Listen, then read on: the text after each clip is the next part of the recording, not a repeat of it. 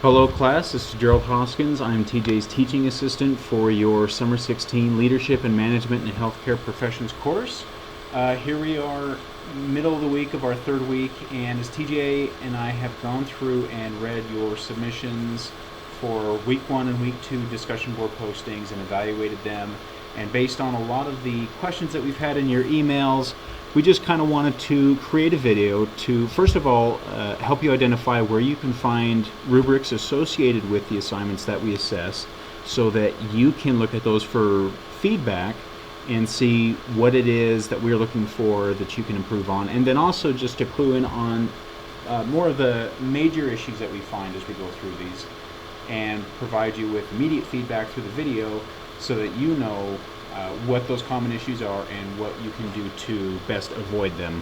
And you can really begin to move away from the structure of what makes up the rubric and the assignment itself, but move more towards the content, which is the whole purpose of being a part of this class. We want you to walk away understanding these principles of leadership and how you can apply them best in your personal and professional lives. So, I don't feel like I have to give an introduction to Blackboard. 3 weeks into this, you guys are very familiar with it. But off to the left here, we have my grades. So if I am told that through email or whatnot that my submission for week 2 discussion boards have been graded, I'll come over here to my grades, click on that, and then I scroll down and the week 2 discussion board here, and there's my score, and right next to it I have a little speak or a thought box, and if I click on that, it tells me, comes up with a message that says please review the attached PDF for feedback, and I of course have attached a PDF to this document, as you should find in yours as well, which should open up a rubric. Now this pops open in the window, but I'm not able to tell from here that there are actual messages associated with these highlighted portions of the rubric. So what I'm going to do is I'm going to download the file, and once it's downloaded, it's going to open up, and now we can see as I scroll and I hover over these highlighted portions that there are messages associated with these highlighted sections, so it provides you additional feedback. The highlighted section should give you an immediate indication as to where we assessed your efforts for the assignment for that week. So if you pop this open and you all of a sudden see highlighted sections over to, I'm going to zoom out here, over to the right, then I would first draw my attention to those, because those are the areas that most need improvement if my goal is to come out at the end with a superior formative rating or a summative rating that is in the percent that I would like it to be.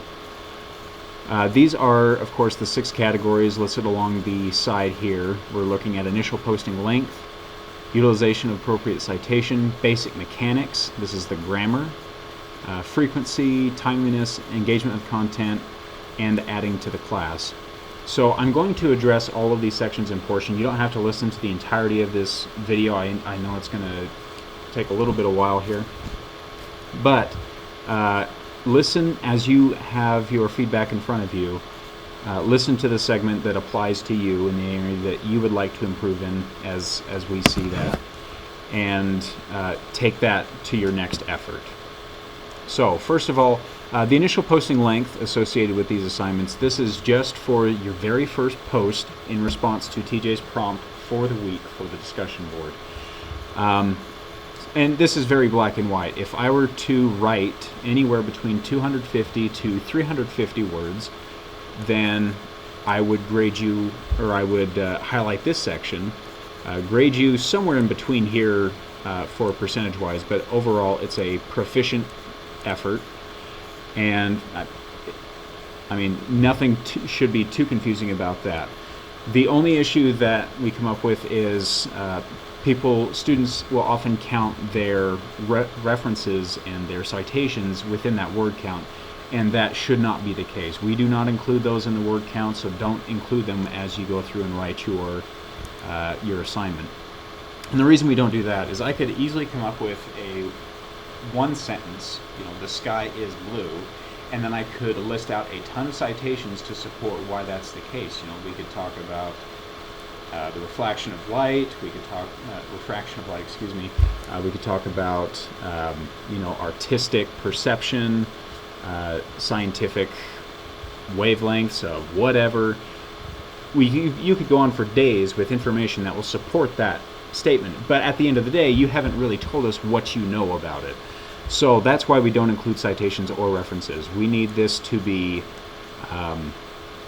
valuable content. This needs to be a word count that's representative of your knowledge, your interpretation of the data that you've learned for the week. So that's all I have to say about that. In terms of the utilization of appropriate citation, and then you'll notice this here. In fact, I'm going to highlight this too for emphasis, and sometimes you'll have this highlighted on your own feedback. We are only using the American Psychological Association formatting for references and for citations for the discussion board. It is a discussion board. Don't be concerned about formatting of the text itself. You don't need to worry about centering any kind of a title. You don't have to worry about indents. You don't have to worry about spacing. You don't have to worry about any of that stuff. We're really just focused on the references and the citations. That other stuff comes into play for the essay, so keep that in mind. But for this, it's not just the format that we're using, but it's also the resources that we're using. You have the textbook for the course, which you should always be referencing somewhere throughout your discussion board. A lot of our follow-up conversations should tie back to the principles that we discuss, because everyone has a common footing in that area. We know what we're talking about in that arena, so it's important to tie these personal experiences and these outside resources that we get and those tangents that they go off of to why that's applicable to what we've just read for the week. And then your initial post, of course, is in direct response to a prompt from TJ that's often directly in line with the week's reading, so there's no reason not to use the textbook as a valuable resource in that aspect as well. But notice here, the textbook and outside resources are infrequently, if ever, cited. So if I were to use the textbook in all of my posts, it doesn't matter if I don't. It doesn't matter if I do that. If I don't include an outside resource, then I can't say that we've met the criteria for being able to give you a formative assessment of basic, because we haven't used outside sources. Now, if I use a definition of a term once that comes from Merriam-Webster throughout all my postings, and then the textbook is always used, then I could say that that was an infrequent use of that outside source, and so I would still place you in this category. So I can't give you a definitive answer as to what is frequent or what is occasional.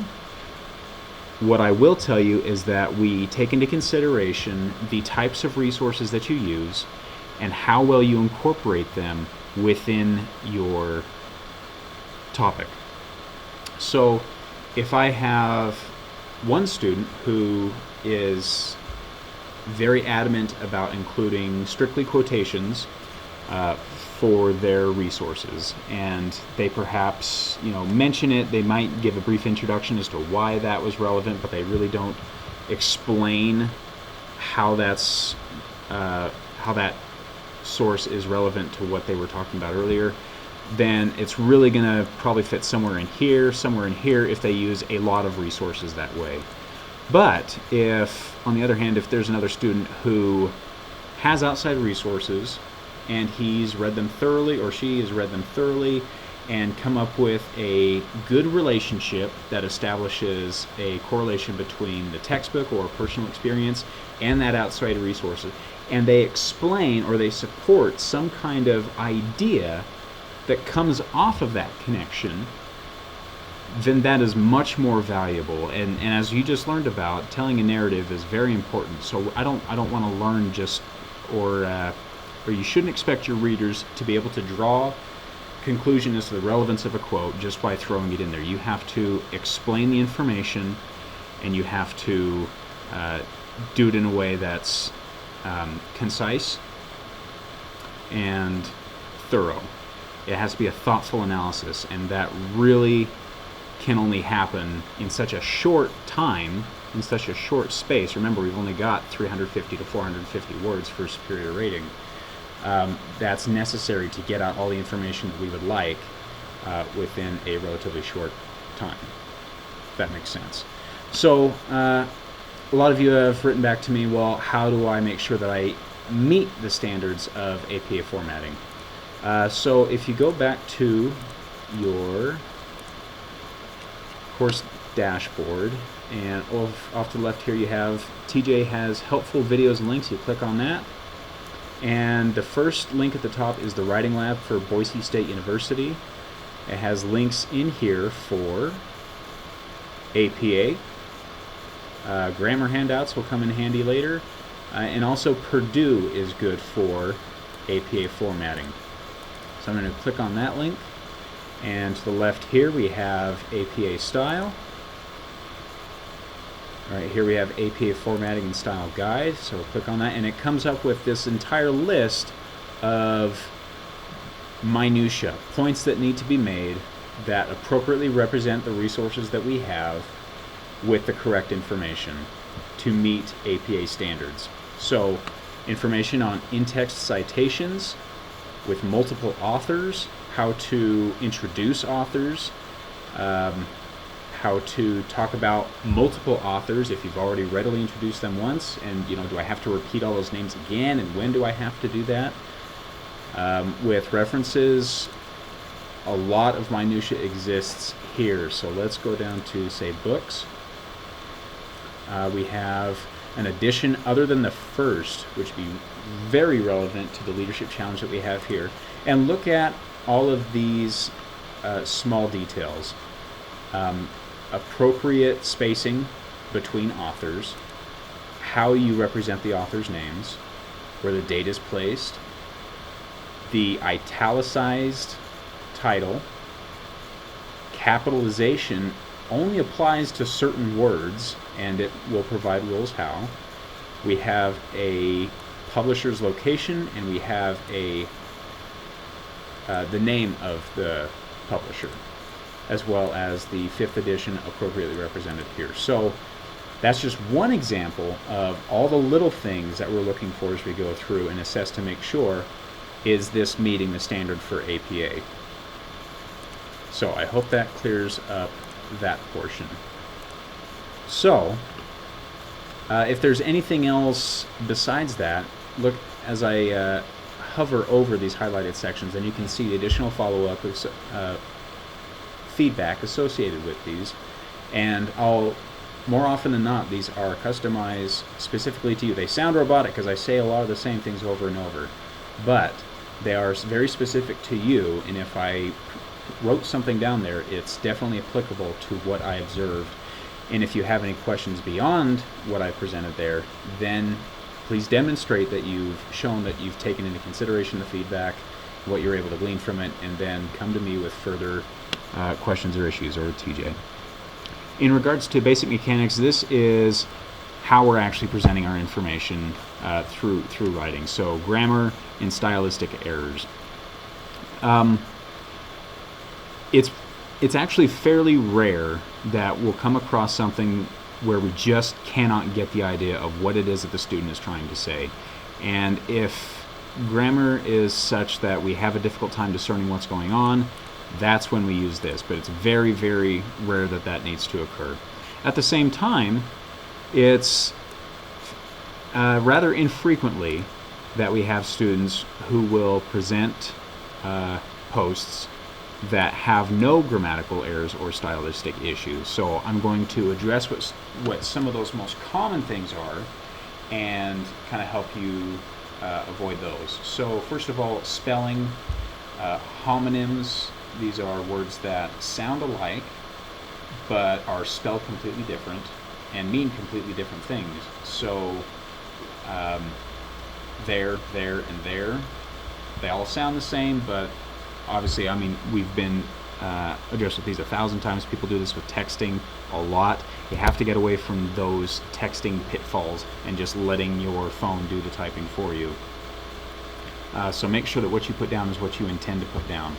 A lot of punctuation issues associated with appropriate use of commas, semicolons, colons, distinguishing clauses and how they're related to one another is very important. How you introduce quotes. Do I need to have a comma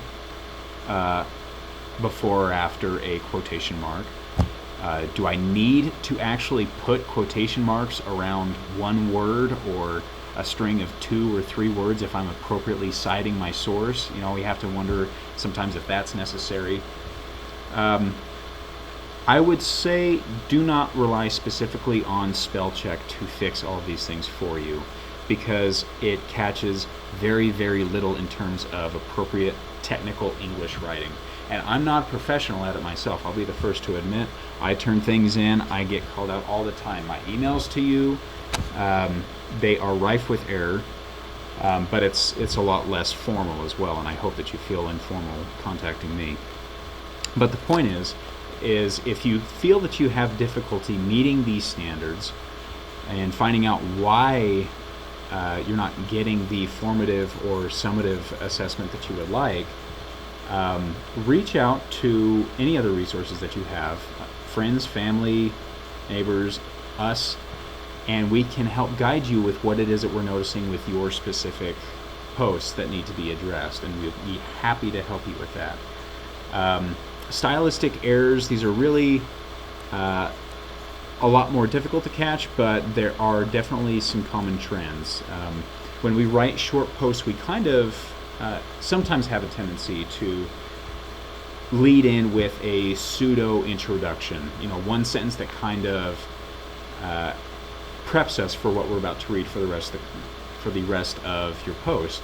And sometimes ideas get brought up in that little introduction that aren't discussed for the rest of the time.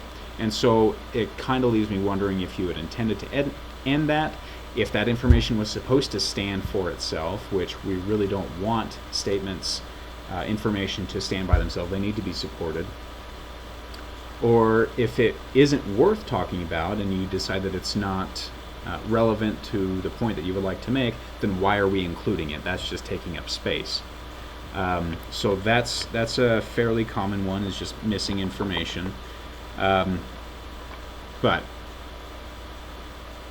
I digress. I mean, it's not the biggest thing that's going to hurt you. Like I said, it's very rare that you'll get down here, and we can help you through these issues. Definitely want to reach out to other sources as well, and don't just rely on spell check or whatever online grammar checks are associated with, you know, word processing programs. In terms of frequency, this is fairly black and white as well. Note that each post, if you want it to be considered for evaluation in terms of contributing to your summative or formative grade, they need to be at least 150 plus or minus 50 words, so between 100 to 200 words. We have a lot of posts. So many of you are very active, and posts come up just shy. There's a lot of 70 or 80 word ones. Even if you were to come up to 99 words, and I know that's being nitpicky, but 99 words, have we met the criteria for a post that is 200 to 100 words? And the answer is no, we haven't. And the reason that we don't really give any leniency that way, as TJ explains in another video, is as evaluators, where do we draw the line then? If we give you 1 word, then why can't we give another student 2 words or 5 words or 10 words or 20 words? You know, where do we draw the line? And so this is where we draw the line. Yeah, that's all we have to say about that. So those posts that are of that word length will be considered. For students that provide less than 2 follow-up posts, these are follow-up posts. Your initial post does not get included into this count. If you submit less than 2 posts that fit that word count, then that is below expectation. We expect you to be active throughout this compressed course, and we will give you a summative value somewhere in there. If you were to give me 1 post instead of 2, then it's likely that I will give you half of the requirements that it takes to get the bare minimum of a basic rating, if that makes sense. Because here I need to have 2 posts, and depending on where they fit, it's roughly 70%, so I would probably give you a 35 here if there was only 1 post that fit that criteria. But of course, if you want to get a superior, then that is 4 posts that meet that requirement that are all follow-up posts. So I hope that makes sense. A lot of you guys, definitely, I'm impressed of how well you guys have embraced the discussion board. Very active, you're very thoughtful, always finishing up conversations, and we try to work in a little bit of legroom there, but ultimately we can't give you more than 100% in that area.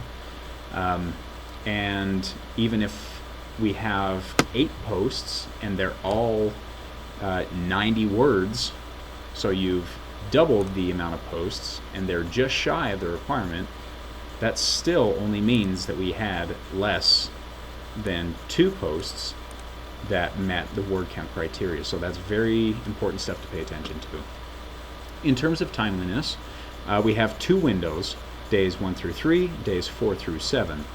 What this is really emphasizing is that we want you to be active throughout the week. So get an early start, get that initial posting up, and start responding to other student posts to get this conversation rolling. So the days themselves, what is day 2, what's day 5, your submissions deadline is at Sunday at midnight, so we could call Sunday day 7 and work backwards from there. So Monday is actually day 1. We put the stuff out on Sunday. It's open Sunday for you to review, and that's really more for you to get into the book and have the discussion prompt in mind as you go through and read the requirements for the week. However, we're not going to penalize you for posting on a Sunday. That's great that you're involved early, and we understand you're adults, you have lives, and you want to get this stuff done and out of the way, and I completely applaud that. What this does mean is that we do still need you to be active towards the end of the week as well.